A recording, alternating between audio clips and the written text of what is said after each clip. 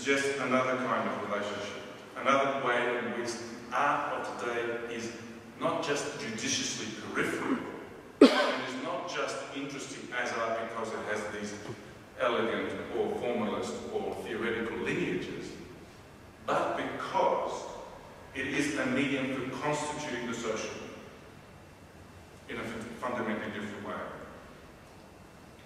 Now, what is the social in today's terms?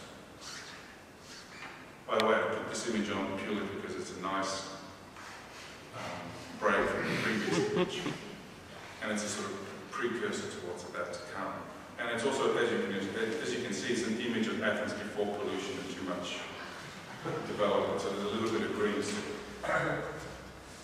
But let me go back to this bigger question about what is the social that art is constituted today? Of course, the social has redefined its boundaries. It's exploded its categories. It's exploded its sense of where it is and how it's formed. It's exploded itself through the concept of globalization. And of course, we all know what globalization is. It's the multiplication of trajectories that things take and the intensification of the rate of flows through which things occur. So we've quickly come to associate how culture, in the context of globalization, has become mobilized, put on the road in faster contact with other things, with other sources, with other influences, with new symbols. And there's a not insignificant and quite substantial amount of literature now that shows how this process of globalization has radicalized the context, the boundaries, and the forms and the processes of cultural production. What is often missing in this understanding of culture and globalization, art and the global context, is how we also understand the nature of that interpenetration, the forms by which things actually change. And so I will now step forward and attempt to sort of rethink some of the categories that we have there, and I will put forward the concept of cosmopolitanism as a useful term for rethinking the relationship that things have in the context of globalization, the relationship of cultural production in the context of globalization. And in particular, I will go forward further and say that in a globally oriented world, we might even start to think about a form of aesthetic cosmopolitanism. And aesthetic cosmopolitanism I will characterize through 5 tendencies.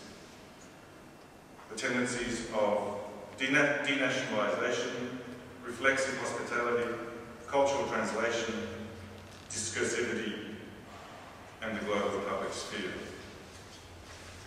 And through these tendencies, I will try and show how the political in art and how the aesthetic in politics has also gone through a radical transformation. And obviously, what I'm saying is that art is not simply a response to the context of globalization. It's not simply a reaction to the events like 9/11. It's not simply a document of the horrors that exist in this world. The relationship, of course, is much more complex. And what I'm going to try and show, through examples like the ones I've already showed, like Jeremy Della's, is that through our engagement with the idea of stranger and of the stranger, and through the way art has become a practice of mediation, that we can see a different element of exposure and interaction that's happening in the world. This, of course, takes us to the core principle of democracy and the Agora and Athens.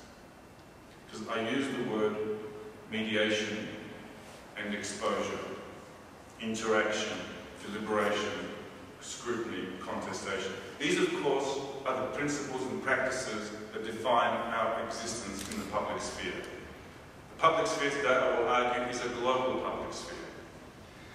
And so the context of cosmopolitanism, which was for a long time associated between the relationship between a person in the city and the world, has now taken an opposite trajectory. It's the world, person, and the city, rather than person, the city, and the world. And so I will now try and show how these interplay between person, place, and the world, or the world, person, and place, is centrally understood through the concept of the imagination, through the act of the imagination, as the critical feature. And hence, the central role of the artist in a new context of global wars. Now, if imagination is so central to cosmopolitanism, which I will try and explain in a short while, this will also mean that before we even had an idea of what globalization is, through all its technologies that brought people together, like the aeroplanes, the internet, etc., before we have all these technologies that actually shift things, ideas of people around, there must have been some sphere in our imagination, some act, some radical act of connection with others that precedes these actual facts and actual practices. So that act of radical imagination of the cosmopolitan world, I will call the cosmopolitan imaginary. So, to recap, we have a context which we're all familiar with, which is globalization. It's bringing us closer together all the time and making the interaction with the rest of the world more radical, more active. We have also aesthetic practices, cultural practices, artistic practices, which are increasingly globally oriented, which are, as I said, trying to produce a new kind of sphere, a global cultural sphere. It's increasingly rethinking the relationship between the self and the other. Right? But what I'm also trying to stress, these aesthetic forms of cosmopolitanism are not just a reaction to the situation of globalization, but in fact precede it. They precede it because the cosmopolitan imaginary is what makes globalization possible in the first instance. Let me explain.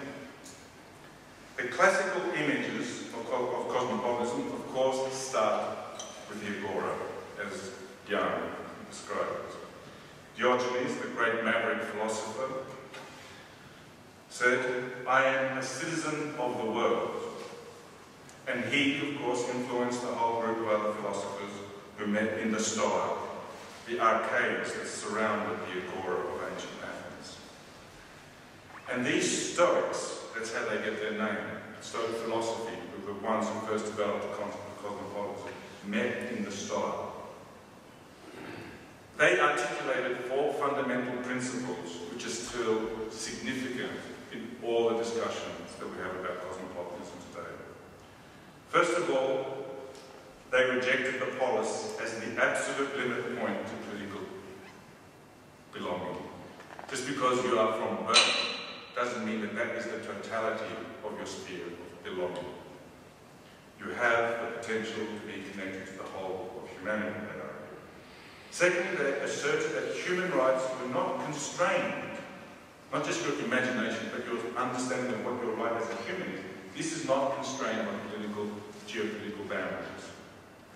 Thirdly, they adopted a view of culture which was non-hierarchical. In other words, they were curious about all forms of cultural development rather than presupposing that one is superior to another.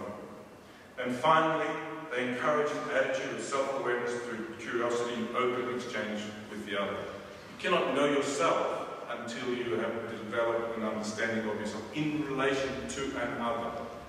So the whole process of self-transformation occurs in the encounter with the other. It doesn't occur in a solipsistic, individual, self-reflexive manner. It occurs in the encounter.